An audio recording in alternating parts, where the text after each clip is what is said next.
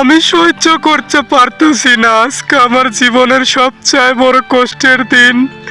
আমি কি বলবো, আমার বলার মতো কোনো ভাষা নাই। সুপ্রিয় দর্শক, আসসালামু আলাইকুম। আশা করি আপনারা সকলেই ভালো আছেন। তো আমাদের সুখী ফ্যামিলি চ্যানেলে আজকে একটা দুঃখের ঘটনা ঘটছে, সেটি আপনাদের সাথে আমি বাবু শেয়ার করতেছি। আশা করি ভিডিওটি দেখবেন আপনারা। আপনাদের উদ্দেশ্যে এই ভিডিওটা করছি।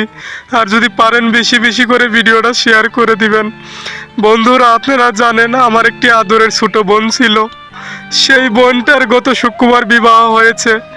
আমার ইচ্ছা ছিল আমার বোনটাকে আমি আরও 5 বছর পরে বিয়া দিব, লেখাপড়া করে বোন অনেক বড় হবে।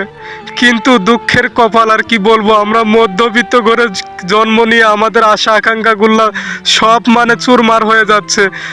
আমার আশা থাকা কালেও আমি কেন পারলাম না আমার বোনকে আমার ইচ্ছা মতো বিবাহ দিতে। হঠাৎ করে গত শুক্রবারে বিবাহ দিয়ে দেয় আমার বড় ভাই, সেটি আমি নিজে জানিও না।